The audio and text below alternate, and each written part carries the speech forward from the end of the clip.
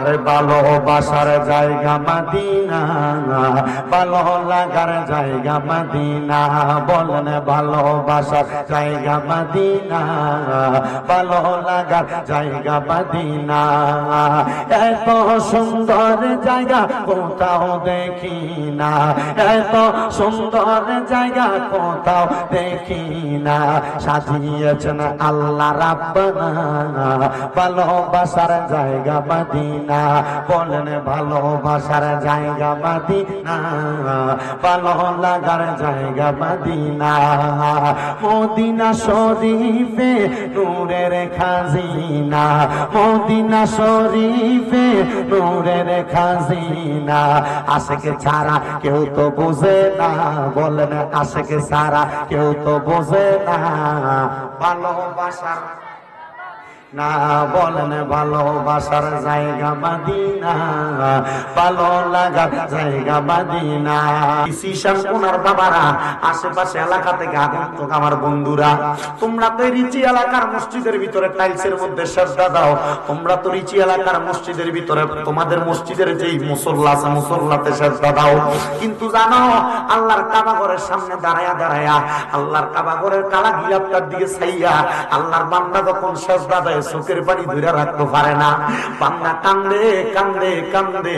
আমি কত আশিকদেরকে জিগাইলাম, ভাই সাহেব মুখের ভিতরে তো মুস্কি মুস্কি হাসি দেখা যায়, কিন্তু চোখ দিয়া দিবা ভাইয়া পানি পড়ে, কারণটা কি?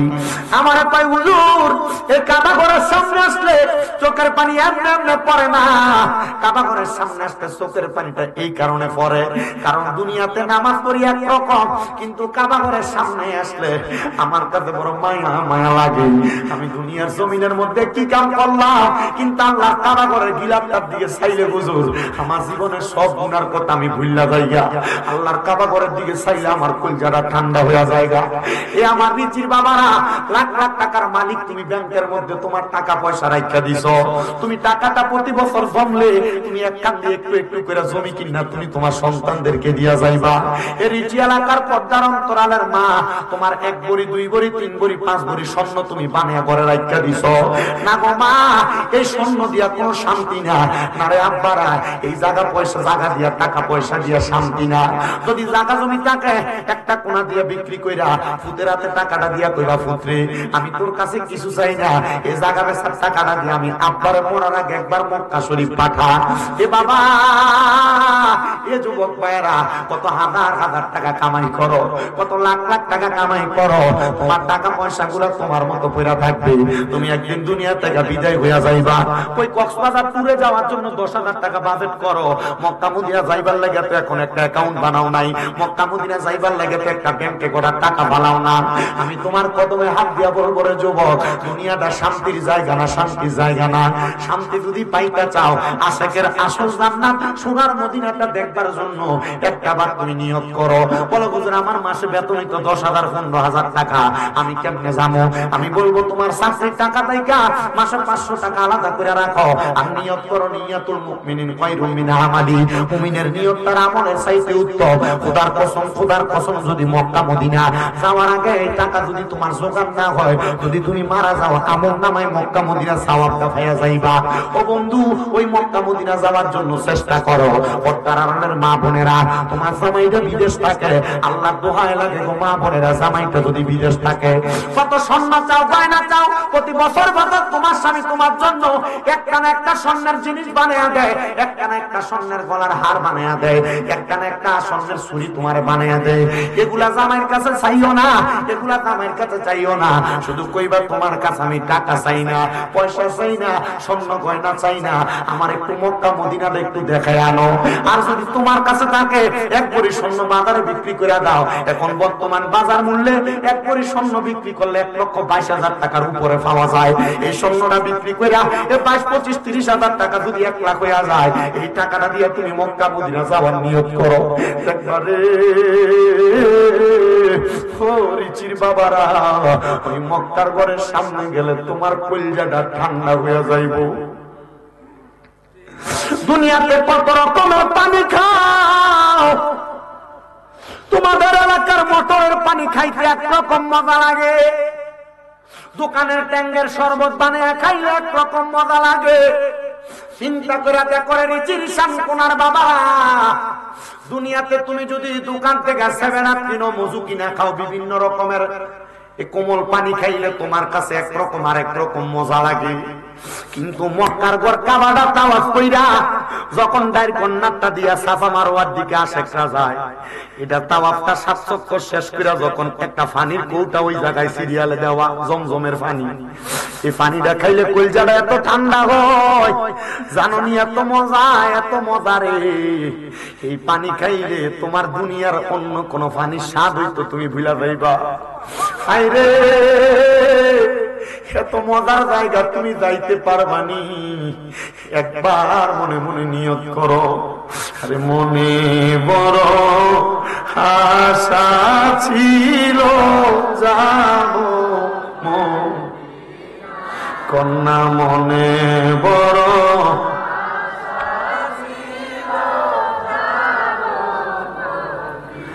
আল্লাহর কসম করে বলি, যেদিন আমি মক্কা মদিনাতে আসছি তারপর থেকে আমার মনটাতে শান্তি নাই। বড় হুজুর কারণ কি? কারণ সে জায়গায় গেলে আশেকের মনটা আর ধরে রাখতে পারে না। আমি চিন্তা করি মক্কায় নামাজ পড়তাম, মদিনায় নামাজ পড়তাম, কত ভাল লাগছে। আল্লাহ কখন জানি নিয়ে যাইবা। আমি আমার আল্লাহ তাআলার কাছে শুধু এই দোয়াটা করছি, আমি যে মক্কা মদিনা গেছি এমনি যাই নাই। লন্ডনের মঞ্চিস্টারে আমার একজন মা থাকে, মনোয়ারা খাতুন, উনি আমার সেই জায়গার মধ্যে নেওয়ার পরে কইছে এই জায়গাটা সুন্দর জায়গা, আল্লাহর বাড়ি দেখছো ভাল লাগে। আমি ওনারে উঙ্গা হজদা শেষ করে কইছি, মা আর যখনই আপনি মক্কা মদিনা যাইবেন আমারে সারা যাইয়েন না গো মা। কেন জানেন? এটা এত সুন্দর জায়গা, মজার জায়গা। আল্লাহ যেন আমরা ওই মজার জায়গাটা একবার হইলো যাওয়ার মতো তৌফিক দেয়। জোরে কোন আমি মনে বড় আশা,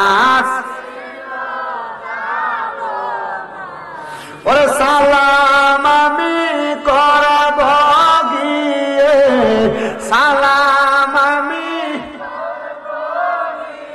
নবীজির রওজা, মনে বড়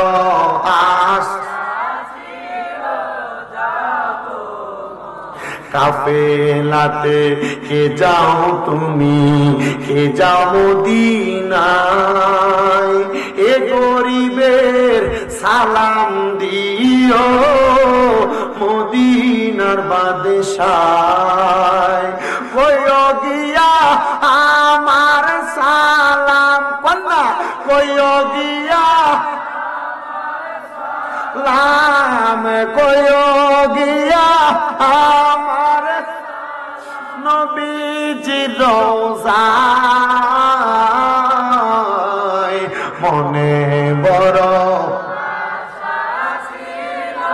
যাব মদিনায়। বলেন মনে বড়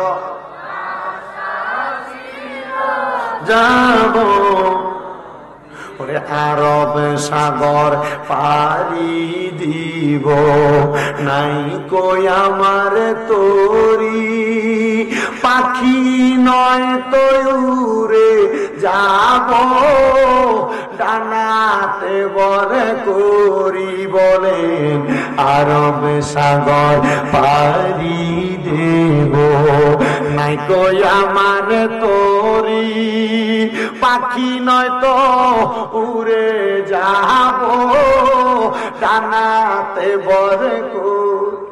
আমার আশায় আছে সম্বল নাই, আশায় আছে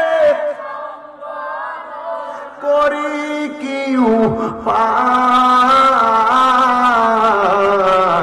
মনে বড় আশা যাব রে। বোবার মতো করে রাখো না মনটা। মদিনা নবীর রওজার সামনে গেলে বুঝবা ওই মদিনা নবীর রওজা দেখতে কত সুন্দর। পাকিস্তানি মহিলারা দেখতাম রওজার বাইরে দাঁড়ায় দাঁড়ায় নবীজির মদিনা শরীফের সবুজ মিম্বরের দিকে যায় কান্দে। আমি চিন্তা করলাম এটা কিন্তু এই কান্দা না, চোখের পানি কিন্তু এমনি আয় না, অনেক বেড়াই তোর ফিটলো চোখের পানি আয় না। কথা বল না কেন? কথা বল না কেন? মদিনা শরীফের দিকে তাকিয়ে তাকে কান্দে। মালয়েশিয়ান বেড়ারা এই মদিনা শরীফের দিকে তাকিয়ে তাকে কান্দে। মোহাব্বতে একটু আমার সাথে কন্যা মনে বড়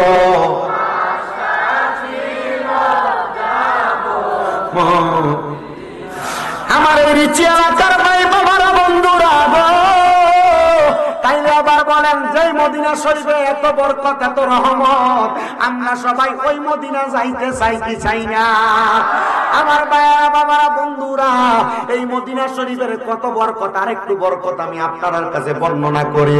আমার দয়াল নবী রাহমাতুল লিল আলামিন নবী কয়, জগতের মানুষ যখন কোন বড় ধরনের মহামারী রোগ আক্রমণ করব, যদি ওই রোগটা মক্কাতে আক্রমণ করব, কিন্তু আমি নবীর মদিনায় এমন নিরাপদ, মদিনার কাছে দিয়া পর্যন্ত ওই মহামারী রোগ আক্রমণ করতে পারবে না। বাজান রে, আমার দয়াল নবী রাহমাতুল লিল আলামিন নবী আমার কয়, উম্মতেরা, শুধু তাই নয়, তাই নয়, কিয়ামতের আগে পূর্ব দিক থেকে এমন কিছু বাইতে বাইতে লোক আগমন করব, যারা আল্লাহ তাআলার কাবা ঘর ভাঙবার লাগে যাইব, কিন্তু তারা মদিনাতে যাইব, আল্লাহর কাবা ঘর ভাঙার জন্য চেষ্টা করব, পারবে না। মদিনার কাছে যাইয়া তারা ইমানদার হইয়া যাইব, কারণ মদিনা বরকতের জায়গা, মদিনা রহমতের জায়গা। মদিনার মধ্যে গেলে কোনো ক্ষুধার্ত থাকে না। বলে হুজুর, কারণটা কি? মদিনার প্রত্যেকটা গেইটে গেইটে, প্রত্যেক নামাজের পরে ছোট ছোট বাচ্চারা, মদিনার মেহমানরা খেজুরের ঝুড়ি লইয়া দাঁড়ায় থাকে, ইয়া আল্লাহ হাজি হাদিয়া হাদিয়া কইয়া কইয়া ডাকে। কারণটা কি জানোনি? কারণ নবীর দরবারে গেছো, নবীর দরবার থেকে কেউ খালি যায় না, খালি যায় না। আমার দয়াল নবী রাহমাতুল লিল আলামিন নবী আশেক সারে যেই কোন একটা হাদিয়া দিয়া মদিনা থেকে বিদায় করে। আল্লাহ যেন আমারে কবুল করে, জোরে কোন আমিন। তাহলে আমরা সবাই ওই মদিনা যাইতে চাই কি চাই না? ওরে দয়াল আল্লাহ দয়া করেন, রানে নসিব করেন মদিনা, লা ইলাহা ইল্লাল্লাহ, লা ইলাহা ইলাহা ইল্লাল্লাহ মুহাম্মাদুর রাসূলুল্লাহ সাল্লাল্লাহু আলাইহি ওয়াসাল্লাম। আমার বাবারা, আপনারা কোন আমরা জীবনে গুনাহ আছে না নাই? আমি স্বীকার করলাম, এই ঋষির মাহফিলের প্যান্ডেলের নিচে যারা যারা আছে সবার চাইতে নিকৃষ্ট গুনাহগার আমি শামীম রেজা। আপনার অসুবিধা আছে? আমি আমার গুনাহগার কইলাম। আমার নবী কয়, দুনিয়াতে যেই ব্যক্তি তারা সবচাইতে ছোট মনে করব, গুনাহগার মনে করব, আমার আল্লাহ তারে তার দরবারে বড় হিসাবে কবুল করব। আমি কান্দু কান্দালাম নাই, নিয়ত করবাই, জিফুতরে কইবান, তোরে জায়গা জমি দিয়া গেছি, এনতে তাড়াতাড়ি একটু বেচে আমার মক্কা মদিনা ফাড়া। আল্লাহ যেন কবুল করেন, আমিন কোন। আমার বাবারা, বন্ধুরা, গভীর মনোযোগ, অন্তরের কান্তরা যা শুনবেন বাবারা। আমার দয়াল নবী রাহমাতুল লিল আলামিন নবীর উম্মতেরা, আমি দাবি করলাম আমি গুনাহগার। পর্দার আলে মা বোন আছে না? দেখতে সজাগ করে দাও।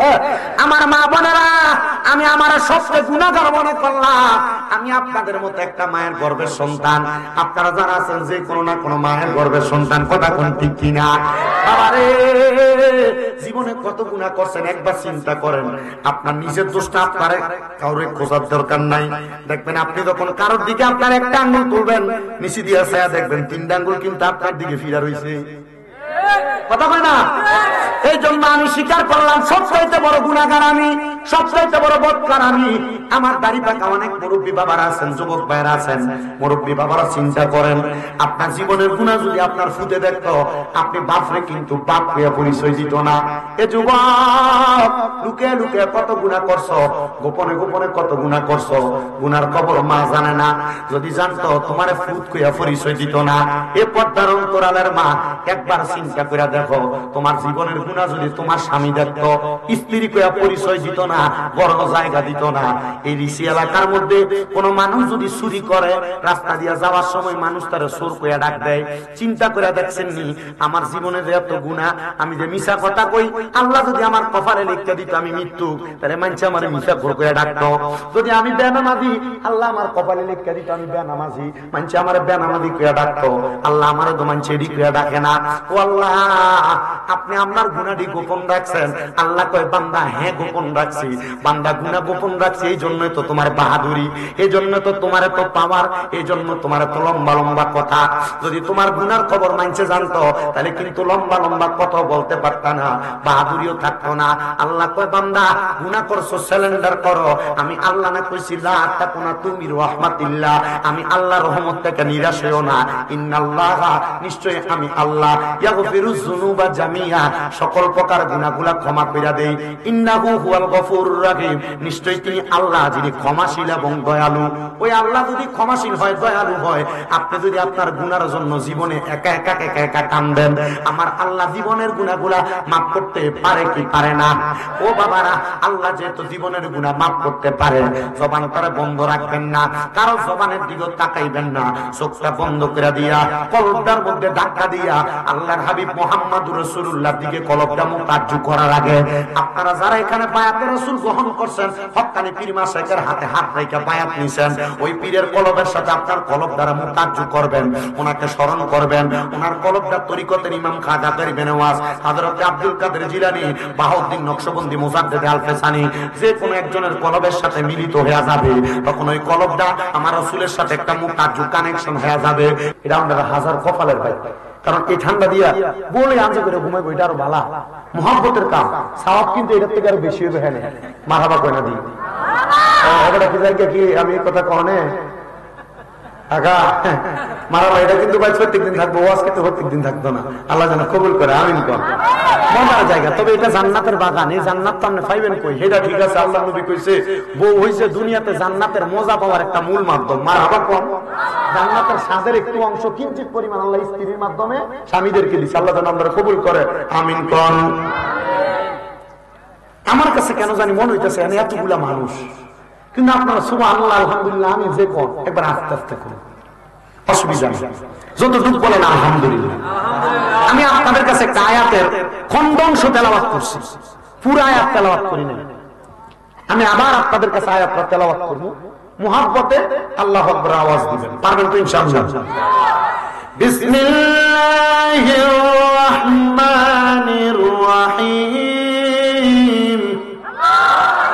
وَنُنَزِّلُ مِنَ الْقُرْآنِ مَا هُوَ شِفَاءٌ وَرَحْمَةٌ لِّلْمُؤْمِنِينَ।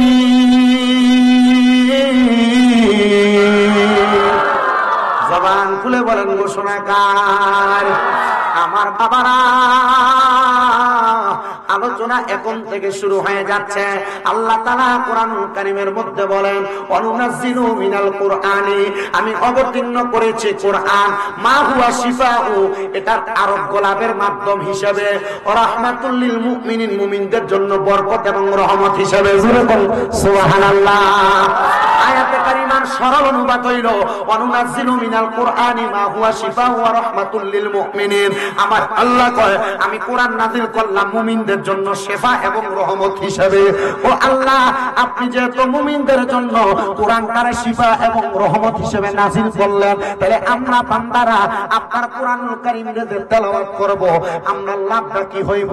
আপনি কি আমরা রোগ বালা মুসিবত মাফ করবেন নি? আমার এই নিচি এলাকার ভাই বাবারা, বন্ধুরা রে, পর্দার অন্তরালের আমার মা বোনেরা, আপনারা তো বর্তমান জামানায় কোরআন পড়তে চান না। আগের যুগে এই বয়স্ক বাবাদেরকে জিজ্ঞাসা করলে উত্তর পাওয়া যাবে, ফজরের নামাজ পড়া ঘরের আনাসে কানাসে দিয়ে হাঁটলে এই ঘর থেকে ওই ঘর থেকে গুনগুন গুনগুন কোরআন তেলাওয়াতের আওয়াজ শোনা যাইতো, আর এখন কালা বেরিয়ে নাকের ঘুমের আওয়াজ শোনা যায়। কথা বল না কেরে? আমার পর্দার অন্তরালের মা বোনেরা, আমি আপনাদের বিরুদ্ধে ওয়াজ করতেছি না, আমি আপনাদের পক্ষে ওয়াজটা করতেছি। আমি চাই না আমার রিচি এলাকার কোন মা বোন জাহান্নামে যাক, আমি চাই না আমার হবিগঞ্জ এলাকার কোন মা বোন জাহান্নামে যাক, আমি চাই না আমার সোনার বাংলাদেশের কোন মা বোন জাহান্নামে যাক। মারা গো, তোমার ঘর থেকে যে রোগ বালা মুসিবত ছাড়ে না, এটার একটা কারণ তুমি কোরআন পড়ো না।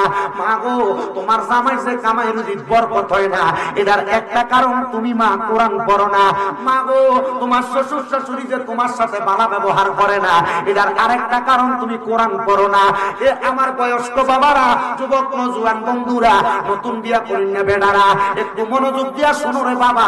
ঘরের মধ্যে যাইয়া আজকে বউরে বলবা, আমার কলিজার টুকরা স্ত্রী, সকালবেলা তো তুমি আমার জন্য রান্না করো, সুন্দর নাস্তা বানাও, ভাত পাকাও, তরকারি পাকাও, তুমি আমার জন্য খানাটা প্রয়োজনে আধা ঘন্টা পরে পাকাইবা। এই স্ত্রী, আমি স্বামীরে তুমি সকালবেলা কষ্ট করে একটু কোরআন পড়ে শোনাইবা, তুমি ঘরের ভিতরে একটু কোরআন পড়বা। এই কথাটা যদি বলেন, আপনার স্ত্রী কিন্তু বেজার হবে না, খুশি হইব। কথা কন না? কিন্তু আপনি তো আপনার এই ফোরা মুখ দিয়ে আপনার বউরে বলতেন পারেন না। বলে হুজুর কেমনে কমু, আমি নিজেই তো সকালবেলা কম্বল মোড়ানি দিয়ে ঘুমাই। হুজুর কেমনে বলবো, আমি নিজেই তো সকালবেলা লেপ গায়ে দিয়ে ঘুমাই। আমার কাছে ঘুমটা সাফে একবারে ফজর আযানটা দিলে, এ আমার বাবারা, এটা ঘুম সাফে না, আপনারে ফেরেশত, আপনারে শয়তানে সাফায়। বলে হুজুর কেন কেন, আমার আল্লাহর ইবাদত করবো, আমার আল্লাহ কি আমার ঘুমটা ওই টাইমে অটোমেটিক ভাঙিয়ে দিতে পারে না? ও বাবা, আপনি তো নিয়তে করেন না, আপনি ফজরের সময় উঠবেন, জামাই বউ দুইজন মিলা যদি ফজরের নামাজের সময় উইটা ফজর নামাজটা পড়িয়া আল্লাহর কোরআনটা লইয়া বইতা, তাহলে তোমার গর্ভে থেকে কিন্তু একটা আব্দুল কাদের জিলানীর মতো সন্তান হইতো, তোমার গর্ভের থেকে গাউসে বাকের মতো সন্তান হইতো, খাজা গরিবে নওয়াজের মতো সন্তান হইতো, কেল্লা বাবার মতো সন্তান হইতো, শাহজালাল শাহফরানের মতো সন্তান হইতো। কিন্তু তুমি মা ক্ষেত্রের মধ্যে সন্তান নিয়া টিকটক চালাও, ফলো দুনিয়া তাইলে ভাত খাবাইলে ভাত খায় না, টিকটক লাগাইয়া দিলে কত সুন্দর খানা খায়। কথা কইলে কি রে বাজানো, একটু গভীর মনোযোগ দিবেন না বাবারা। এই যুগের মধ্যে আমার মা বোনেরা আমার কথাগুলা মানুক আর না মানুক, আমি আমার মা বোনদের সচেতনতার জন্য কথাগুলা বইলা দিয়া যায়। শুধু আপনারা এখানে যারা আছেন, আপনারা তো প্যান্ডেলের মানুষগুলা শুনবেন, এই যে সোশ্যাল মিডিয়া দেখতেছেন, এটার মাধ্যমে সারা বাংলা না সারা বিশ্বের মুসলমানেরা এই ওয়াজ মাহফিল গুলা শুনে। আমি সব মা বোনদের কাছে বলবো, গো মা, আমি তোমাদের সন্তানের মতো যদি ঘরের মধ্যে শান্তি চাও, যদি ঘরের মধ্যে থেকে রোগ বালা মুসিবত দূর করতে চাও, যদি স্বামীর জামাইয়ের কামাই রুজিতে বরকত আনতে চাও, এক নাম্বার তুমি নামাজি হও, দুই নাম্বার তুমি ফর্দাশীল হও, তিন নাম্বার তুমি কোরআনটা পড়ো, দেখবা বরকতের কোনো অভাব হবে না। আপনারা কোন বরকত দেওয়ার মালিক একজন, তিনি কে? কথা কন না কে? আমার বাবারা, তাহলে এই কোরআনের মাঝে বরকত আসেনি? আসেনি? কেমন বরকত রে বাবা, একটু মনোযোগ দিয়া শুনবেন। আল্লাহ তাআলা একজন সাতটা বাচ্চা বন্ধু ইন্তেকাল করছে, মানে মারা গেছে। এলাকার মানুষ আল্লাহর ওলিদেরকে ভালোবাসেননি আপনারা? মুহাব্বত করি, পীর মাশায়েখকে সম্মান করি, ভালোবাসি, মুহাব্বত করি। এটার কারণ হইল আল্লাহ কইছে, ইন্না রাহমাতাল্লাহি করিবুম মিনাল মুহসিনিন, নিশ্চয় আমি আল্লাহর রহমত, আল্লাহর ওলি যারা তার কাছে আছে, তারা নিকটবর্তী হইলে আমার রহমত হইবা। জোরে কোন সুবহানাল্লাহ। বাদাম রে, তবে ফিটটা চিনতে একটু বুঝা শুনে চিনবা। বর্তমানে অনেক ফিট দেখা যায় যারা মুড়িদের সামনে বইয়া বইয়া সিগারেট খায়। কথা কন্যা করে আসেনি? এমন বহুত ফির দেখা যায় যে ফিরেরা মুরিদ, মানে মহিলা মুরিদ সামনে লইয়া বইয়া থাকে। এটি ফির না, এটি বন্ধ। কথা কন, কারণ কি? এটার কারণ হলো ফির যদি সিগারেট খায় তাহলে মুরিদ গাঞ্জা খাইব। কথা কন না কেন? ফির যদি সিগারেট খায় মুরিদ কি খাইব? তো ফির তো সিগারেটে ছাড়ে না, মুরিদের সামনে মুরিদের সিগারেটে দা দিয়ে। আমি নিজে দেখছি, দেখার পর আমি চিন্তা করলাম, এটা একটা বালা পীরের সন্ধান দিন। অনেক পীর আছে আপনাদের হক্কানি পীর মাশায়েখ। আমার হাতে একটা কাগজ দেখতেছেন, 19 ডিসেম্বর, 20 ডিসেম্বর, 21 ডিসেম্বর, বৃহস্পতি, শুক্র, শনিবার এই মাসের ঢাকা আসিয়ান সিটিতে দাওয়াত ইসলামের উদ্যোগে 3 দিনের সুন্নতে বড় ইজতেমা হবে। এখানে যাইবেন, এখানে এই দরবারের ফির আসবে না। ফির মাদানী মুজাকারার মাধ্যমে, সোশ্যাল মিডিয়ার মাধ্যমে আপনাদের সাথে কথা বলবে, বয়ান করবে। যায় দেখেন ওই পীরের দরবারের মুরিদরা কেমনে চলে, ওই পীরের দরবারের মুরিদরা ওই জায়গায় কেমনে চলাফেরা করে। যখন আপনি যাইবেন তখন চিন্তা করবেন, কিরে আমরা এলাকার ফির আর এই ফিরের লোকে বহুত তফাৎ। মারহাবা কইতেন না? আর হুজুর কইতেন না মারহাবা? সাহাবায়ে কেরাম প্রশ্ন করে, ইয়া রাসূলুল্লাহ, ইয়া হাবিবাল্লাহ, নবী গো, আপনি নবীর কাছে জানতে চাই, আপনি নবী বলেন হক্কানি ফিটটা চিনতাম কেমনে? চিনার দরকার আছে না? আমি যদি কইয়া যাই আপনি হক্কানি ফির চিনবেন কেমনে? যুবক ভাইরা, মুরব্বী বাবারা, পর্দার অন্তরালের মা বোনেরা, হক্কানি পীর চিনার উপায় আল্লাহর নবী কয়, ইজারু যুকিরাল্লাহু আযজা ওয়া জাল্লা, হক্কানি পীরের দিকে চাইলে আল্লাহর কথা মনে হইব। কার কথা? নবী গো, আল্লাহরে তো কোনদিন দেখছি না গো নবী, তাহলে আল্লাহর কথা কেমনে মনে হইব? আমার দয়াল নবী, রহমতের নবী কই, উম্মত, ওই হক্কানি পীর আমার আল্লাহরে এমন ভয় করব, আমার আল্লাহরে এমন ডরান ডরাইব। তো আবার আপনারা কোন যে পীরটা আল্লাহরে ডরায়, এটা কি খাইতে পারে? বর্তমানে অনেক পীর আছে, মুরিদ যদি হাদিয়া লইয়া যায় মুসাবাড়া বালা কইরা করে, হাদিয়া না থাকলে মুসাবাড়াও সুন্দর নাই। গরু লইয়া গেলে সুন্দর ব্যবহার, গরু নাই সুন্দর ব্যবহার নাই। হাদিয়া আছে সুন্দর ব্যবহার, হাদিয়া নাই সুন্দর ব্যবহার নাই। বাজিরে, আল্লাহর নবী কয় এমন পীরের কাছে যাইবা যেই পীরটার দিকে চাইলে আল্লাহর কথা মনে হয়, নবীর কথা মনে হয়। ইয়া রাসূলুল্লাহ, ইয়া হাবিবাল্লাহ, নবী গো, আর কোন পীরের সন্ধান দিবেন নি? আমার নবী ইবনে মাজাহ শরীফের 303 নম্বর পৃষ্ঠার হাদিস বলে, আমার নবী কয়, আলা উখবিরুকা আম মুলুকিল জান্নাতি, আমি নবী কি তোমাদেরকে জান্নাতের বাদশা সম্পর্কে খবর দিব না? নবী গো, জান্নাতের বাদশা কারা? আমার নবী কয়, জান্নাতের বাদশা হলো তারা, ওয়ালা রাজুলুন দাঈফুন মুস্তাদাফুন যু তিমরাইনি লা ইবাবু লাহু লাউ আকসামা আলাল্লাহি লা আবাররা। আমার নবী কয়, যে ব্যক্তিটার শরীরটা দুর্বল, সেই ব্যক্তির শরীরের কাপড়গুলো এলোমেলো, দেখলে তোমার পছন্দ হবে না। মানে রাস্তার মধ্যে মাঝে মাঝে অনেক পাগল ব্যক্তি দেখবেন, এরা আল্লাহ নবীর পাগল হয়ে রাস্তায় রাস্তায় ঘুরে, এরা দুনিয়ার টাকা পয়সা জন সম্পত্তির মায়া ত্যাগ করে দিছে। আল্লাহর নবী কয়, এরা হলো জান্নাতের বাদশা, জান্নাতের বাদশা। আমরা সমাজের অনেক মানুষ এমন পাগল দেখলে এদেরকে খেদায়া দেয়, এদেরকে কলা সুলকা মারে, এদের গায়ের মধ্যে পানি মারে। আল্লাহ দোহাই আপনার পায়ে হাত দিয়া বলি, মা বোনেরাও মনে রাখবেন, এমন কোন পাগল আসলে এদেরকে খেদাইবেন না, দমক দিবেন না, পারলে সহযোগিতা করবেন, না পারলে আর আল্লাহর হস্তে ক্ষমাটা চাইয়া নিবেন। কেন কেন কেন? আল্লাহর নবী কয়, এরা হলো জান্নাতের বাদশা। তো যেই কথাটা বলতেছিলাম, কোরআন হইল রোগের শেফার মাধ্যম, কোরআন হইল রহমতের মাধ্যম। আমি আমার বয়ানটা আপনাদের কাছে ওই দিক থেকে ধারাবাহিক ভাবে টানতেছি। ওই আল্লাহর বান্দা দুনিয়া থেকে ইন্তেকাল করছে, ইন্তেকাল করার পরে এলাকার মানুষ ওই আল্লাহর বান্দারে যে জায়গায় দাফন করছে, মানে মাটি দিছে, দাফন করার পরে সব মানুষ ওই আল্লাহর বান্দার দরবারের কাছে এসে জিয়ারত করে, আর আমার আল্লাহর কাছে ক্ষমা প্রার্থনা করে। এলাকার সব মানুষের বিশ্বাস, এই আল্লাহর ওলির কাছে এসে দোয়া করলে আমার আল্লাহ দোয়া কবুল করে। করেনি? কথা কেন করেনি? আল্লাহর ওলির কাছে যাইয়া ওনাদের উসিলা দিয়া দোয়া করলে আমার আল্লাহ দোয়া কবুল করে। বাদিরে, এবার ওই আল্লাহর ওলিটা যখন ইন্তেকাল করছে, ওনার ইন্তেকালের পরে, আপনার এলাকার হাফেজ সাহেব আছে না? এনে না কেটা হাফেজ সাহেব আছে, পোলাটা কইরে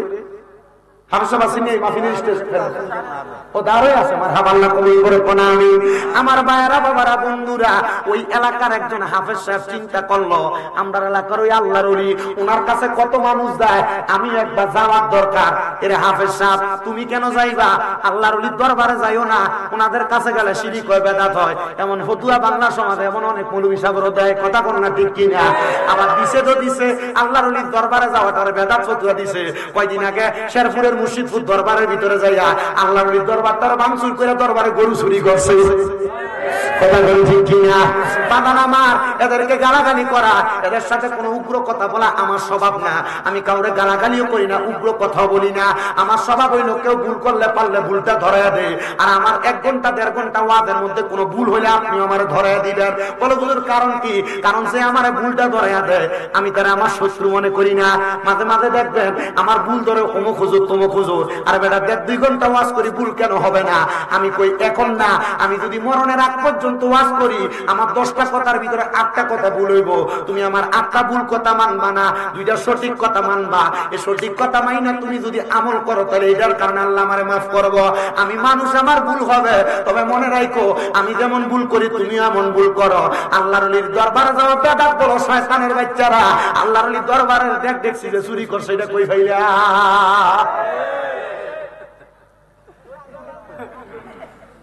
কথা কম না আমার কথা হলো বাবু রে, ঠিক আছে আপনার মন চায় না আপনি আল্লাহর ওলির দরবারে যাইবেন না, কিন্তু বিষয় হলো আপনি আল্লাহর ওলির দরবারে যে দেখছি চুরি করলেন, গরু চুরি করলেন, তিনটি খুলে খুলে নিলেন, এটা কোনটা করলেন?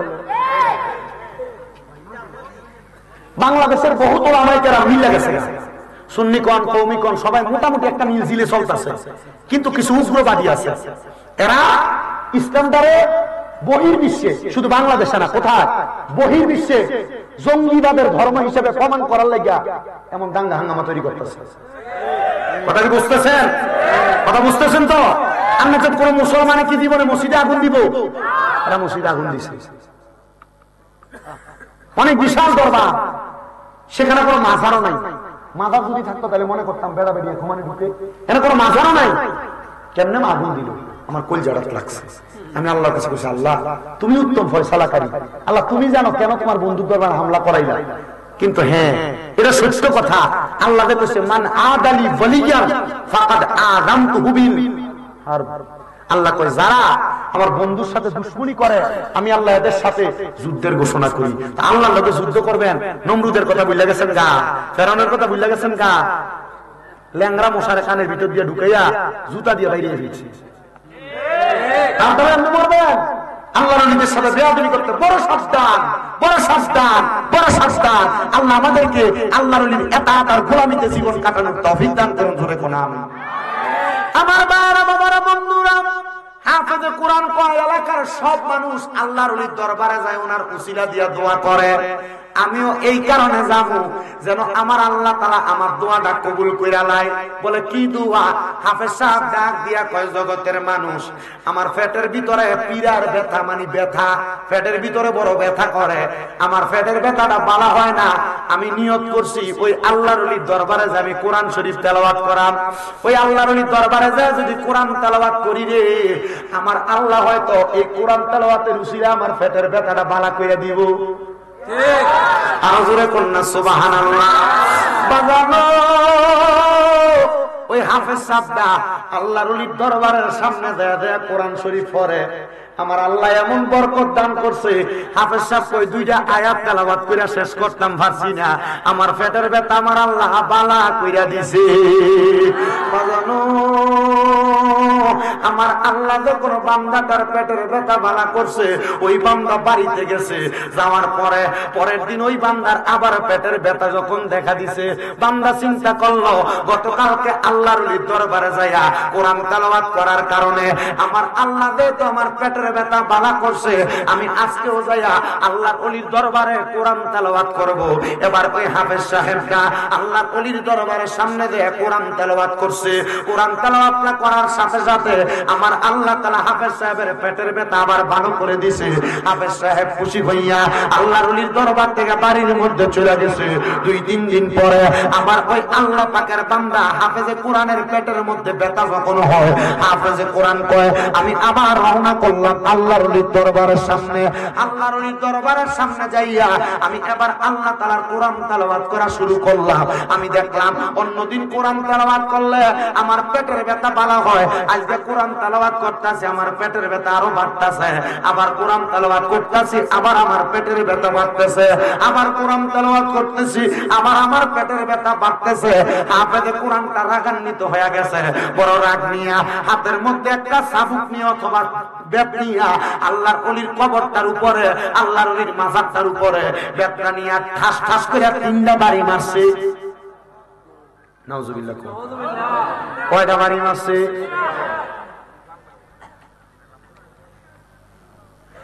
আল্লাহর ওলির ওই কবরটার উপরে 3টা বাড়ি মাইরা হাফেজ সাহেব আল্লাহর ওলির দরবার থেকে বেতটা হাতে লইয়া বাহির হইয়া রাগান্বিত অবস্থায় দৌড়িয়া বাহির হইয়া যাইতেছে। এমন টাইমে ওই হাফেজ সাহেব নিজে বর্ণনা করে, আমি যখন সামনে গেলাম দেখলাম একটা ফকির বেশের মানুষ, শরীরের জামা কাপড় গুলা এলোমেলো, আমার সামনে আইসে দাঁড়াইছে। সামনে আইসা ডাক দিয়া কয়, হাফেজ হাফেজ এ হাফেজ সাহেব, কোরআন তোমার সিনার ভিতরে রাগ কেন করো, রাগান্বিত কেন? হাফেজ ডাক দিয়া কয়, এ পাগল মানুষ, আমার সামনে থেকে সর, নচেত এখন হাতের বেদ দিয়ে পুরো আমি বাড়ি দিব। পাগল ডাক দিয়া কয়, হাফেজ সাহেব তোমার সমস্যার কথা আমার বলো। হাফেজ সাহেব কয়, পেটের ভিতরে বড় ব্যথা, নিয়ত করে গেছিলাম কোরআন পড়লে আল্লাহ বালা করে দিব, 2 দিন বালা করছে, আজকে তো আমার পেটের ব্যথা বালা হইছে না। ওই পাগল ডাক দিয়া কয়, পেটের ভিতরে ব্যথা, এই জন্য নিয়ে তো রাগ। হাফেজ সাহেব কয়, হ্যাঁ এত রাগ। এবার ওই পাগল ব্যক্তিটা হাতের মধ্যে কি জানি পরে একটা ফু দিছে, দিয়া হাফেজ সাহেবের পেটের ভিতরে বিসমিল্লাহ করে 3টা থাপ্পড় দিছে। হাফেজ সাহেব কয়, ও জগতের মানুষ, 3টা থাপ্পড় লাগতে দেরি, আমার পেটের ব্যথা বালা হইতে দেরি করছে না। ওরে কেউ বুঝিতে পারে না রে ওলি আল্লাহর খেলা, আইরে কামেল পীরের খেলা। ওরে জোর করিয়া বুঝতে গেলে তার ঘটে মরণ জ্বালা, কেউ বুঝিতে পারে ওলি আল্লাহর, আইরে পীর মুর্শিদের। ওরে সত্যির বছরে কারোর কেনাগি ফুটে না, আবার 6 মাসেরও কালের দয়াল পাইছে 16 আমার দয়াল পাইছে 16 আনা। দয়াল জোর করিয়া দিবে তোরে, জোর করিয়া দিবে তোরে বাবার যত প্রেম জানা, কেউ বুঝিতে পারে না রে ওলি আল্লাহর খেলা, আইরে পীর মুর্শিদের। জোরে কোন মারহাবা। বাজান আমার, হাফেজ সাহেব কয়, আমার পেটের ব্যথাটা যখন বালা কইরা দিছে, আমি আবার সাথে সাথে ওই পাগল ব্যক্তিটার হাড়ির ভিতরে জড়াইয়া ধরছি। ডাক দিয়ে কইলাম, হুজুর, ও হুজুর গো, আপনার কদমের মধ্যে হাতটা রাখি, আপনার পরিচয় তো জানি না, আমি তো এতক্ষণ মরা ওলির সামনে যাইয়া কইছি, কোরআন তেলাওয়াত করছি, আপনি তো জিন্দা ওলি, আপনি দিয়ে আমার পেটের ব্যথা বালা কইরা দিছে। এবার পাগল ডাক দিয়া কয়, বালা আমি করছি না, বালা করিন না, বালা করছে। কথা কোন সব রূপ মাফ করতে পারে একজন আল্লাহ। আসতে কইছে আর মুহাব্বতে কোন কি ওই পাগল ডাক দিয়া কয়, এরে পাগলা শুনো, আমার যে এতক্ষণ আগে এই বেদ দিয়া বাড়ি দিতে চাইছো, এটা কি তুমি ঠিক করছো? কয়, না না না হুজুর, আমি এটা ঠিক করি নাই। বলে, কেন এই কাম করছো? তুমি মনে করছো ওই আল্লাহর ওলির কবরের উপরে যে 3টা বেদ দিয়া বাড়ি দিছো, এই বেদের বাড়ি দিয়া তুমি যাইতে গেছো, আমারে বাড়ি দিও, তুমি যাইতে যাইবা গা। কয়, না গো হুজুর, আমি যে ওই জায়গায় বাড়ি দিছি আপনি জানলেন কেমনে? ওই পাগলাটা ডাক দিয়া কয়, বাবা পাউটা ছাড়ো। পাউটা ছাড়ার পরে পাগলাটা পিছনের দিকে ফিরা পিঠের কাপড়টা তোলা দিয়া কয়, বাবা দেখো তো আমার পিঠে কয়টা দাগ দেখা যায়, দেখো তো আমার পিঠের মধ্যে কয়টা দাগ দেখা যায়। হাফেজে কোরআন কয়, হুজুর আপনার পিঠের মধ্যে তো দাগ দেখা যায় 3টা। কয়, কবরের উপর বাড়ি দিছিলি কয়টা? কয়, হুজুর কবরের উপর তো বাড়িও দিছিলাম 3টা। কয়, যেই কবরে বাড়ি দিছ আমি কইলাম ওই কবরের আল্লাহর ওলি। বলে, আল্লাহর ওলি না, আপনারা মইরা গেছেন, কবরে আছেন। কয়, কোরআনের আয়াতের কথা বুইলা গেছস গা, আমার আল্লাহ কইছে, ওয়ালা তাকুলু লিমান ইউকতালু ফি সাবিলিল্লাহি আমওয়াত বাল আহইয়াউ ওয়ালাকিন লা তাশকুরুন। জবানটা কইরা জোরে জোরে কোন সুবহানাল্লাহ।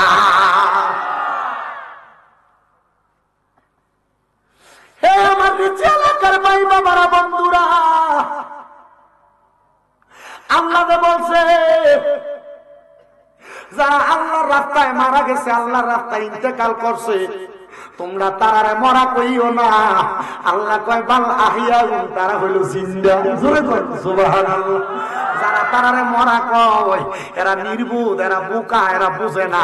আল্লাহ কয়, ওয়ালা কিল্লা তাসুরুন, এরা নির্বুধ, বুঝে না, বুঝে না, বুঝে না। তোমরা তারারে মরা কইও না, মরা কইও না, এরা জিন্দা। তাই আল্লাহর ওলিরা জিন্দা না মরা? এই জোরে কোন জিন্দা না মরা বন্ধুরে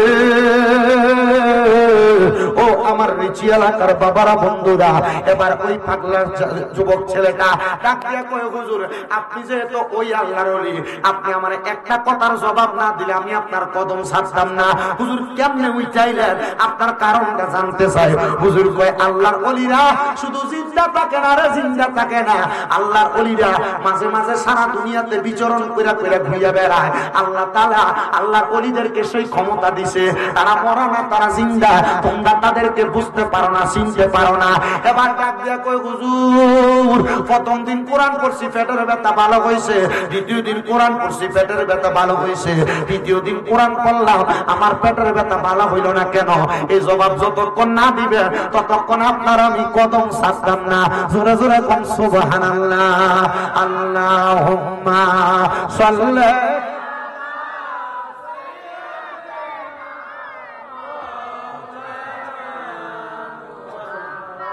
وعلى آل سيدنا কেউ ধনী হয় রনে জনে কেউ বা থাকে পরিজনে থাকে কেহ রাস্তার পাশে সবাই কিন্তু এক হয় না আল্লাহুম্মা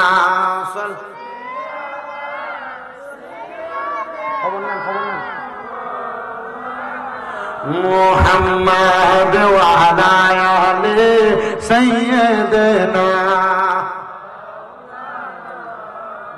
ছেলেটা একটা ডাক দিয়া কয় হুজুর তাহলে তৃতীয়বার কেন আমার পেটের ব্যথাটা ভালো হইল না আমি রাইজেন আপনার পেটে এই আপনার কবরের উপরে বাড়িটা দিছিলাম হুজুর ডাক দিয়া কয় বাবা প্রথম দিন যে তুমি কোরআন তেলাওয়াত করছো তোমার কোরআন তেলাওয়াতের সুরটা আমার কাছে বড় মজা লাগছে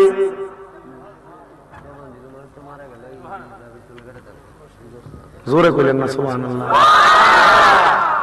মানে প্রথম যখন এই পুরা কোরআন তেলাওয়াত করছে আল্লাহর দিকে আমার কাছে কি লাগছে তার মানে আপনি কবরে থাকতেও কি করছেন কথা কই না কবরে থাকতেও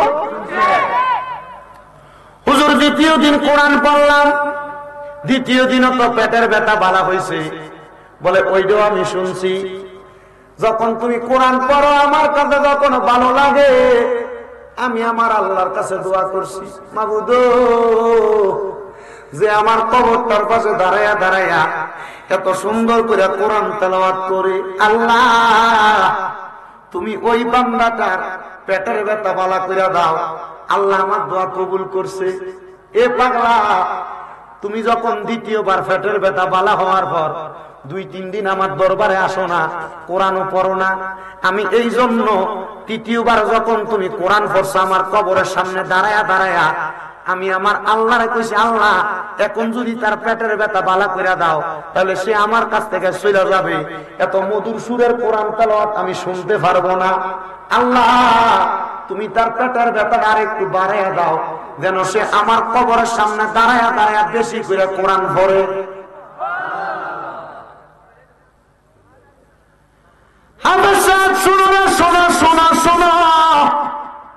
আমার আল্লাহ আমার দোয়া এত কবুল করব আমি বুঝতে পারছি তোমার পেটের ব্যথা যখন আরো বাইরে গেছে তুমি কোরআন তেলাওয়াত বেশি করে করছো কিন্তু আবার যখন কোরআন পড়ো আমার আল্লাহ তাআলা তুমি বান্দারে এমন ভাবে পেটের ব্যথা বাড়াইয়া দিছে রে তুমি রাগান্বিত হইয়া আমার এই কবরের উপরে আঘাত করছো আমি বুঝছি না রে তুই যে আমার কবরের উপরে এমন ভাবে আঘাত করবি আমার আল্লাহ তাআলা তোর কবর তোর পেটের ব্যথা ভালো করে দেখ আমি এখনো দোয়া করলাম আর কোনোদিন পেটের ব্যথা হবে না এবার আল্লাহর বান্দা কয় আমি ওই দিন থেকে ওই আল্লাহর ওলির জিন্দা ওলি হিসেবে চিনি ওনার কারামতটা দেখা আমার বড় ভালো লাগছে আমার বড় মায়া লাগছে আমি ওই আল্লাহর ওলির কবরের সামনে দাঁড়ায়া দাঁড়ায়া দাঁড়ায়া দাঁড়ায়া কান্দি মাবুদ আমি হাফেজ সাহেব মানুষ আমার মা নাই আমার আব্বা নাই আপনি আমার আম্মা আব্বার কবরের আযাবটা মাফ করে দেন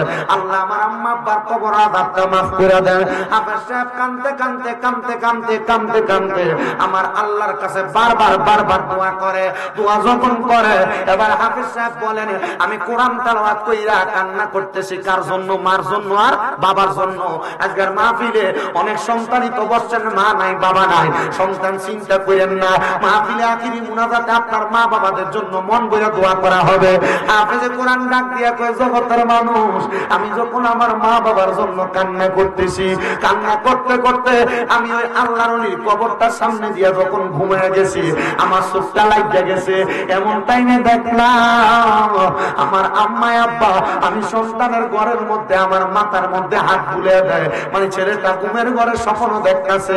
আমি জিগাইলাম মা গো মা, ও মা আপনারা যে আমার মাথার মধ্যে হাত বুলিয়ে দেন, ও আমার আব্বা জান আপনি যে আমার মাথার মধ্যে হাতটা বুলিয়ে দেন, কারণটা কি বলেন না? কারণটা কি বলেন না? বলে কারণ আর অন্য কিছু না। বাবারে তুই সন্তান যখন কোরআন শিখছো, তোমার কোরআন তেলাওয়াত শিক্ষা গ্রহণ করার কারণে আমার আল্লাহ তাআলা আমরা মা বাবার কবরের আযাবটা মাফ করে দিয়েছে। আমরা মা বাবার কবরের আযাবটা মাফ করে দিয়েছে। এই আমার রিচিশন ওনার বাবারা, আশেপাশে এলাকার হবিগঞ্জের বাবারা একবার চিন্তা করে দেখেন, একবার চিন্তা করে দেখেন আপনার মা যে কবরে গেছে, আপনার বাবা যে কবরে গেছে, আপনি ফুতে মারা যাওয়ার পরে কোনদিন আব্বা আম্মার লাগা কোরআন পড়ে দোয়া করছেননি? আপনার আম্মা আব্বার কবরের সামনে যায় কোনদিন কোরআন পড়ে দোয়া করছেননি? হয়তো আজকের মাহফিলে এমন অনেক সন্তান আছে রে, যারা মা বাবার কবরের সামনে যদি নিয়ে যাওয়া হয়, তোমরা কবর এখন বালা করে চিনিয়ে দিতে পারতো না, কবরের পরিচয়টা দিতে পারতো না। সন্তান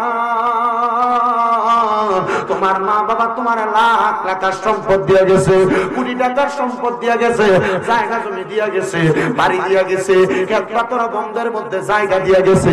তোমার মা বাবা কিন্তু কবরে যাওয়ার পরে তোমার কাছে জায়গা জমি চায় না, তোমার কাছে টাকা চায় না, পয়সা চায় না। চাইনি রে আব্বা, আম্মা আব্বা মরার পরে তো টাকা পয়সা জায়গা জমি সম্পদ কোনো কিছু চায় না। আম্মা আব্বা কয় সন্তান, ও সন্তান রে আমি মা বাবা তোমার কাছে ওয়াইয়াগফিরুলাহুমা, তোমার কাছে শুধু দোয়া চাই, তোমার কাছে শুধু ক্ষমা প্রার্থনা করি। তোমরা যখন দোয়া করবা, আমরা মা বাবার লাগে আল্লাহর কাছে মুনাজাত করে দোয়া করবা। মাদিনে ও আমার রিচি এলাকার বাবারা বন্ধুরা, আমার আল্লাহ পাক রব্বুল আলামিন জানিয়ে দেয় জগতের বান্দা ধরেরা আমার নবীর হাদিসের মাধ্যমে শিক্ষা গ্রহণ করো। একটা সমুদ্রের ভিতরে যখন কোনো মানুষ নৌকা ছাড়া ডুবন্ত অবস্থায় থাকে, সাঁতার কাটতে থাকে বাঁচার জন্য, একটা নৌকা যায় ওই সমুদ্রের ডুবন্ত ব্যক্তিটারে বাঁচাইলে ওই ডুবন্ত ব্যক্তিটা যত খুশি হয়ে যায়, আমার আল্লাহ তাআলা, আমার আল্লাহ তাআলা, আল্লাহ তাআলার ওই বান্দার জন্য যদি দুনিয়াতে কেউ দোয়া করে, ওই বান্দাটা তেমন খুশি হয়ে যায়, তেমন খুশি হয়ে যায়। হায় রে আজকে রিচিশন কোনার মাহফিলে কে জানি বসছে, কার জানি জগতের মধ্যে মা নাই, কার জানি জগতের মধ্যে বাবা নাই। ওই হাফেজে কোরআন হাফেজ সাহেব হওয়ার কারণে আল্লাহ না তার মা বাবার কবর আযাব মাফ করছে। তুমি তো নামাজই পড়ো না, তুমি রোজা রাখো না, আল্লাহ তোমার মা বাবার কবর আযাব মাফ করবে না, তুমি এটাও গ্যারান্টি দিতে পারো না। এই সন্তানের দলেরা আম্মা আব্বা তোমার কাছে শুধু দোয়া চায়, দোয়া চায়, দোয়া চায়। পারলে ওই মা বাবার লাগে মনটা খুলে দোয়া করবা। কিন্তু আজকের মাহফিলে হয়তো এমন অনেক সন্তান বসছে যারা ভাইয়ে ভাইয়ে ঝগড়া করে মা বাপরে আলাদা করে দিছ, যারা ভাইয়ে ভাইয়ে ঝগড়া করে মা বাপরে জুদা করে দিছ, মা বাপের খানা আলাদা করে দিছ, বউয়ের কথা শুনা মারে ধমক দিছ, বউয়ের কথা শুনা বাপরে ধমক দিছ, বউয়ের সাথে ঝগড়া করে মা বাপের খানা আলাদা করে দিছ। এ সন্তান তোমার আব্বা আম্মা বালা কোনো খানা খাইছে না, তুমি সন্তান রে আম্মা আব্বা বালা খানা খাওয়াইছে, আম্মা আব্বা ঘরের মধ্যে বালা কোনো জামা কাপড় পরছে না, তুমি সন্তান রে আম্মা আব্বা বালা জামা কাপড় পরাইছে। ইরে সন্তান কেমনে রে কেমনে রে কেমনে রে ওই মা বাপরে জুদা করে দিয়ে রাখছো, মা বাপরে আলাদা করে দিয়ে রাখছো। সন্তান ও সন্তানের দলেরা, মা বাপ যুবক যুবতী থাকতে ঘরের মধ্যে যদি ভালো গোস্ত রান্না করতো, মা তরকারির সাথে আলুটা বাড়াইয়া দিত, মা গোস্ত খাইতো না, তুমি ফুতের জন্য রাতে খাইবা রাইখা দিত, মা নিজে আলু দিয়ে ভাতটা খাইয়া শেষ করত। কিন্তু তুমি সন্তানের ঘরে কত মেহমান খানা খায়, তুমি তোমার মা বাপরে আলাদা করে দিয়া রাখছো, জুদা করে দিয়া রাখছো। মা সকাল বেলা এক ভাইয়ের ঘরে ভাত খায়, দুপুর বেলা এক ভাইয়ের ঘরে ভাত খায়, রাত্র বেলা এক ভাইয়ের ঘরে ভাত খায়, এক সপ্তাহ এক ভাইয়ের ঘরে ভাত খায়। কি রে, দুইজন বেড়া বেড়ির দায়িত্ব তুমি নিতে পারছো না, আম্মা আব্বার দায়িত্ব তুমি নিতে পারো নাই। পারবা কেমনে, পারবা কেমনে, পারবা কেমনে? কিন্তু তোমার মা বাবা তোমার দায়িত্বটা এত কঠোর ভাবে নিছে, এত কঠোর ভাবে নিছে। সন্তান তিন চারি ভাই হইতা, মা জননী একটা ডিমও যদি মুরগি পারত, এটার 3 টুকরা 4 টুকরা করে সিদ্ধ করে খাওয়াইতো। হায় রে, একজন সন্তানের ঘরে মা বাবার জায়গা হয় না, মা বাপরে বানা করে খাওয়ায় না। মনে রাখবারে সন্তান, আম্মা আব্বা বুড়া হওয়ার পরে আম্মা আব্বার জিহ্বার স্বাদ নষ্ট হয়ে যায়। কখন কোনটা খাইবো মা বাবা ফুতের শর্মে কয় না, ফুতরে আমার এই খানা দিও ওই খানা দিও, মা বাপ কয় না। কারণ চিন্তা করে ফুতরি কোন আমারে ধমক দেয়। এ সন্তান, তোমার মা বাপরে যে তুমি আলাদা করে রাখছো, যদি তুমি ধন্য মায়ের ধন্য সন্তান হও, তোমার কাছে আমি আবদার জানাই, পারলে দাও তোমার পাও আমার সামনে দাও, আমি আমার জিহ্বা দিয়ে তোমার পাওটা পরিষ্কার করে দিব।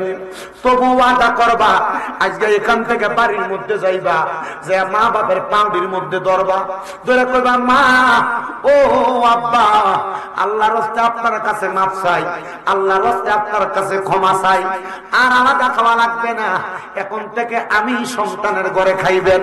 তারা 2-3 ভাইয়ের মন চাইলে আমার ঘরে তারা প্রতি ওয়াক্ত আপনার তরকারি দিয়া যাইব, তাদের মন চাইলে আপনার খানার ব্যবস্থা করব। বলে হুজুর কেন? কারণ মা বাবা যখন যারটা দিয়া মন চাই তারটা দিয়া খানা খাইব। কেউ যদি এমন কর্ম করে থাকো, আজকে এখান থেকে বাড়িতে মা বাবার ফাউন্ডির ধরবা। বলে হুজুর পায়ে ধরতাম কেন? আল্লাহর কসম, আমার আল্লাহ যদি তোমারে মাফ না করে, স্বয়ং আল্লাহ যদি তোমার মা বাপ যদি তোমারে মাফ না করে, স্বয়ং আল্লাহ তোমারে মাফ করবে না, স্বয়ং আল্লাহ তোমারে মাফ করবে না, স্বয়ং আল্লাহ তোমারে মাফ করবে না। নবী কয়, উম্মত, ও আমি নবীর উম্মতের দলেরা, তোমরা ওই মা বাপরে খুশি করো। যদি মা বাপরে খুশি করতে পারো, তাহলে আমার আল্লাহ তোমার প্রতি খুশি হইব। বলে হুজুর দলিল দেন, রেফারেন্স লাগবো। আমার নবী কয়, রেদার রব্বি ফি রিদাল ওয়ালিদাইন, আল্লাহর কসম, যারা দুনিয়াতে মা বাপরে সন্তুষ্ট করলো, আমার আল্লাহ মা বাবার সন্তুষ্টিতে সন্তুষ্ট হইয়া যাইল। এই জন্য একজন আশিক সুরে সুরে বলে, তোমরা কোনদিনও মা বাবার মনেতে কষ্ট দিও না, তোমরা কোনদিনও মায়েরই মনেতে কষ্ট দিও না। হায়রে মায়ের মনে কষ্ট দিলে খোদা তোর সহে না। বলেন মায়ের মনে কষ্ট দিলে খোদা তো সহে না। তোমরা কোনদিনও মায়েরই মনেতে কষ্ট দিও না। আরে কত পাপী আছে যে মাকে কষ্ট দেয়, মায়ের মনে কষ্ট দিয়ে অভিশাপ নেই। হায়রে মায়ের মনে কষ্ট দিলে কষ্ট পায় রাব্বানা। বলেন বাবার মনে কষ্ট দিলে কষ্ট পায় রাব্বানা। তোমরা কোনদিনও মায়েরই মনেতে কষ্ট দিও না। এ সন্তান, আম্মা আব্বার পায়ে ধরে মাপ চাইবা। অনেকে চিন্তা করে, হুজুর আমি তো আমার মা বাপের লগে অন্যায় করছি না, পাপ করছি না, আম্মা আব্বারে জুদো করছি না, ধমকও দিছি না। আমি বলবো পুত্রে, তবুও মা বাপের পায়ে ধরবি। মা বাপের পায়ে ধরলে দাম কমে না, পারলে মাঝে মাঝে সুযোগ পেলে মা বাপের পায়ে চুমা দিবা। কি দিবা? আজকের মাহফিল কবুল হবে কি হবে না, এটার গ্যারান্টি কেউ দিতে পারবে না। তবে আমি একটা গ্যারান্টি দিয়া যাই, যদি আগামীকালকে দেখো ঋষি এলাকার কোন বয়স্ক আব্বা দোকানে বইয়া কয়, হ্যাঁ শামীম দাদার কথা শুনে আমার ফুতের রাত্রবেলা আমার ফায়ে ধরে মাপ চাইছে, কিন্তু আমার ফুতে কোনোদিন আমার লগে কোনো অন্যায় করছে না। কোন মা যদি কোন মারে বলে যে হ্যাঁ শামীম দাদার ওয়াজ শুইনা আমার সন্তান রাত্রবেলা আমার পায়ে ধরে মাপ চাইছে, কিন্তু আমার সন্তান কোনোদিন আমার লগে কোনো অন্যায় করছে না, বাবারে ওই মা বাবার পায়ের কাছে ছোট হইলে সারা দুনিয়াতে তোমার সম্মান আল্লাহ বাড়াইয়া দিবে। আপনাদের দুয়ার বরকতে আমি মাত্র কামেল প্রথম বর্ষে পড়ালেখা করি, কিন্তু আমার আল্লাহ তাআলা আমার সম্মান ইজ্জত ছোট রাখে নাই। আলহামদুলিল্লাহ, আমি যার যোগ্য না আল্লাহ আমার তার চাইতে বেশি দিছে। আপনাদের দুয়ার বরকতে কুমিল্লাতে আমার 6টা মাদ্রাসা চলে। আমার প্রত্যেকটা মাদ্রাসায় ছাত্র ভরপুর আছে। এ বাবা, হবিগঞ্জের পোলাপান আছে, ব্রাহ্মণবাড়িয়ার কত পোলাপান আছে, হাফিজি পড়ে আমার মাদ্রাসায়। আমি শুধু ওই পোলাপান দিয়ে কইছি, জীবনে যা করো আম্মা আব্বার মনে কষ্ট দিও না, এদেরকে না খাবে রাখো না। কয়বনে তোমার ইনকামের সব টাকা পয়সা এদেরকে বিলিয়ে দিবা। কারণ কি জানেন? এটার কারণ হইল আম্মা আব্বার মতো রত্নটারে যদি দুনিয়াতে তুমি যত্ন করতে পারো, আল্লাহর কসম আমার আল্লাহ তাআলা তোমার দুনিয়াতে ধনী বানাইবো, আখিরাতে ধনী বানাইবো। ফুত তোমার বাবা তোমার কাছে 100টা টাকা চাইলে তুমি ধমক দাও, একবার বেশি দুইবার চাইলে তুমি তোমার আব্বারে দাও না। যারার বাপ নাই তারারে জিগা, তারার চোখের সামনে কত মুরব্বী বাবারা দোকানে বইসা থাকে, তারা তাদের বাপরে 100টা টাকা হাত খরচের জন্য দিতে পারে না। এমন অনেক সন্তান মাহফিলে বসছে, হুজুর যাদের বাড়িতে আব্বা আছে তারা বাড়ির যে আব্বার পায়ে ধরে মাফ চাইবো। আমার তো আব্বা নাই, আমার আব্বা বড় কষ্ট করে আমারে মানুষ করছে, আমি আমার আব্বারে তো 500 টাকা দিয়ে কিনে একটা লুঙ্গি পরাইতে পারি না। আমার আব্বা সিরা লুঙ্গিটা পরে পরে নামাজ পড়ছে। হুজুর যাদের বাড়িতে মা আছে তারা বাড়িতে যাইয়া মা আর পায়ে শুইয়া মাপ চাইবো। আমার তো মা নাই, আমার মা জননী সকালবেলা পান্তা ভাত গুলা খাইতো না, আমার মা জননী পান্তা ভাত গুলা রাইখা দিত। আমার মা চিন্তা করতো সকালবেলা আমার ফুতের ওই যে দিয়া কষ্ট করে আইলে আমার ফুতে পান্তা ভাত গুলা খাইলে আমার ফুতের কলিজাটা ঠান্ডা হইব। সন্তান রে, আমার কাপড়টা ছিঁড়া যাইতো, কাপড় রাস্তার ভিতরে 10-5 টাকা বাইন্ধা রাখতো, তোমার স্কুলে মাদ্রাসায় যাইতে মা এই টাকাটা দিয়া দিত। মার কাপড়টা ছিঁড়া থাকতো, সন্তান একটা বার কি তুমি চিন্তা করলা না? ওই মা বাবা অন্ধকার কবরে, তোমার ব্যাংকের মধ্যে টাকার অভাব নাই, তুমি তোমার মার 1000 টাকা দিয়ে একটা কাপড় কিনা পরাইতে পারো না।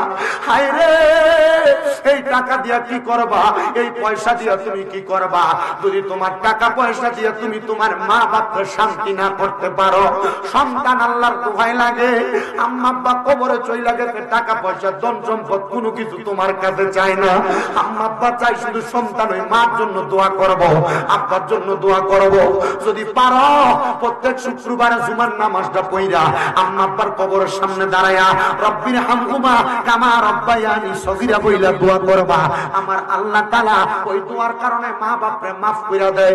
এই সন্তান একা যাইবা না, পারলে তুমি তোমার নিজের ফুতেরে লইয়া যাইবা, ভাই ভাতিজারে লইয়া যাইবা, এদেরকে অভ্যাস করাইবা। যখন তুমি মারা যাইবা তারাও দেখবা তোমার কবরের ফারে যায় দাঁড়ায়।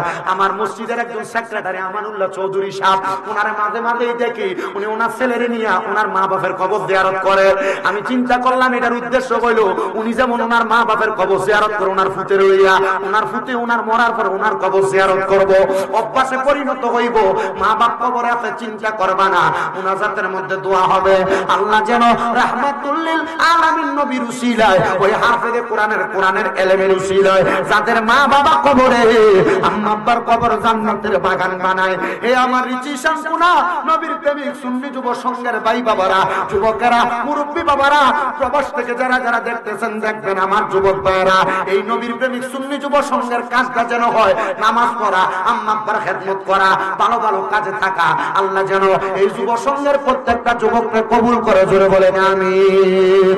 ফেরেশতোं की सलामी देने वाले फौज पढ़ते थे, गमेनी আমার মরা লাশের লাইগা মসজিদের পাশে, আমার মসজিদের পাশে আমার কবর দিও, কইরা আমার জায়গা হবে নি, আমার জায়গা হবে আমার মরা লাশের লাইগা মসজিদের পাশে, আমার মসজিদের পাশে আমার কবর দিও, কইরা আমার।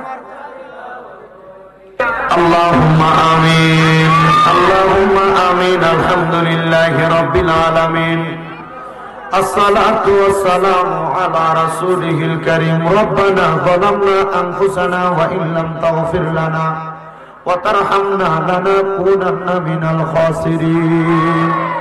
يا إلهي رحم فرما, मुस्तफा की वास्ते खुले दे दरवाजे रहमत गदा की वास्ते रहमतुल लिल आलमीन खत्म में रसूल जाने जहा अहमद हामिद मुहम्मद मुस्तफा की वास्ते তুমি তো অন্তর্যামী রে আল্লাহ ওই আমরা হইলাম ফানা আমরা সুখে কিনা দুঃখে ডাকি গো ও আল্লাহ তুমি যাই না কি জানো না রে আল্লাহ পরম আল্লাহ জাগালো তোমার মনে মাবুদ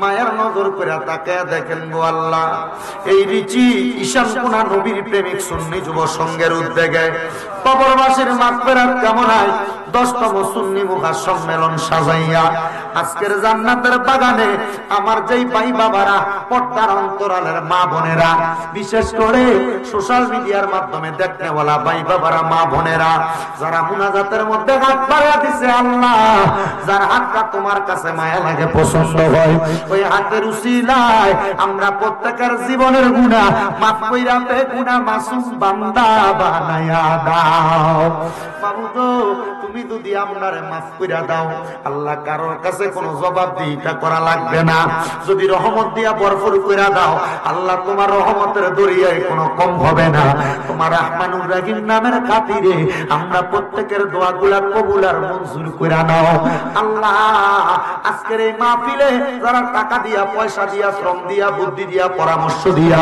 মাইক দিয়া লাইট দিয়া প্যান্ডেল দিয়া মিডিয়ার বাইরা সহ সম্মানিত শ্রোতা মণ্ডলী পর্দার আড়ালের মা বোনেরা আল্লাহ প্রত্যেকের খাস দোয়াগুলা কবুল ও মঞ্জুর করো অনেক প্রবাসী ভাইরা বিদেশ থেকে দোয়া চায় আল্লাহ আমার প্রবাসীদের কামাই রুজিতে বরকত দাও প্রবাসীদের হায়াতে বরকত দান করো প্রবাসীদের মনের নেক নেক আশাগুলা পূরণ করো প্রবাসীরা যে যে আশা নিয়ে হাত বাড়ায় আশাগুলা পূরণ করো রব্বুল আলামিন আল্লাহ আজকের মুনাজাতের মধ্যে কে জানি হাত বাড়াইছে কার জানি জগতের মধ্যে বাবা নাই যেই বাবা রিকশা চালাইয়া মাটি কাইটা মাথার গাম পায়ে পালাইয়া পরের বাড়িতে বদলার কাজ কইরা সন্তানরে মানুষের মতো মানুষ করার জন্য আব্বা তার নিজের রক্তরে পানি বানাইছে এমন আব্বা যাদের অন্ধকার কবরে আল্লাহ আব্বার কবর তুমি আল্লাহ জান্নাতের বাগান বানায়া দাও দয়াল রে ও আল্লাহ অনেক সন্তানেরা হাত বাড়াইছে তাদের জগতের মধ্যে মা নাই রে মা আরে মা যেই মারে মা পেয়া ডাকলে কলিজার আগুন ঠান্ডা হয়ে যায় আল্লাহ এমন মা যার অন্ধকার কবরে আমার কবর জান্নাতের বাগান বানিয়ে দাও এমন আম্মা আব্বার কবরটার নাজাতের ফয়সালা করে দাও আবার অনেক কপাল পোড়া আছে মাও নাই বাবাও নাই জনমের এতিম হয়ে হাত বাড়াইছে রে আল্লাহ এমন আম্মা আব্বা যাদের কবরে মাফ চাই তোমার কাছে তুমি এমন আম্মা আব্বার কবর জান্নাতের বাগান বানিয়ে দাও ওই 3.5 হাত গর্তে ফেলে কেমন করে আইলা চলে তোমার বাড়ি আইতে দেরি হইলে যে মা ঘুমাইতো না ওই কবর দেশে মায়ের পাশে একটু রইলি না কেমন আছেন মা জননী কেমন আছেন বাবা মনি একটা বারো খবর নিলি না ওই মা বাবার কষ্ট দিয়া দুনিয়াতে দিন কাটাইয়া সন্তানরে শান্তি পাবি না রে কবর দেশে খবর রইলি না আল্লাহ যাদের মা বাবা কবরে মা বাবার কবর জান্নাতের বাগান মানাও বিশেষ করে আমার ভাইজান আবিদুর রহমান রেজার আব্বা নাই আব্বার কবরটা নাজাতের ফয়সালা করো বিশেষ করে ওর মাহফিলের কেশিয়ার মোহাম্মদ বাচ্চু মিয়া আব্বার জন্য দোয়া চাইছে আব্বারে শেফা দান করো আওলাদ মিয়া দোয়া চাইছে হবিগঞ্জ যারা ট্রাক এবং ট্রাক লরির শ্রমিক ইউনিয়নের সম্মানিত সভাপতি আওলাদ মিয়ারে কবুল মঞ্জুর করে নাও আল্লাহ বিশেষ করে এই মাহফিল যে যুবকরা নবীর প্রেমিক সুন্নি যুবকেরা সাজায়, তাদের মাহফিল তুমি কবুল ও মঞ্জুর করে নাও। 10তম মাহফিল কিয়ামত পর্যন্ত কবুল করো। পর্দার অন্তরালের মা বোনের অনেক আশা নিয়ে হাত বাড়াই, আমার মা বোনদের মনের নেক নেক আশাগুলা পূরণ করো। আল্লাহ, কত মানুষ দেশ বিদেশ থেকে দোয়া চাই, তাদের নাম জানাও জানা, প্রত্যেকের খাস দোয়াগুলা তোমার কুদরতের দরবারে কবুল ও মঞ্জুর করে নাও। আখিরি ফরিয়াদ, আল্লাহ মরণ দিবা দুঃখ নাই, তবে বেঈমান বানায় মরণ দিয়েন না। মরণের আগে বারবার মক্কায় আর মদিনা না দেখাইয়া মরণ দিয়েন না। ও আল্লাহ, মরণের আগে নবীজির নূরানি চেহারা মুবারক দেখতে দেখতে আখিরি জবানে মধুর কালেমা পড়াইয়া দিয়েন, লা ইলাহা ইল্লাল্লাহু মুহাম্মাদুর রাসূলুল্লাহ সাল্লাল্লাহু আলাইহি ওয়াসাল্লাম। আসসালামু আলাইকুম ওয়া রাহমাতুল্লাহ।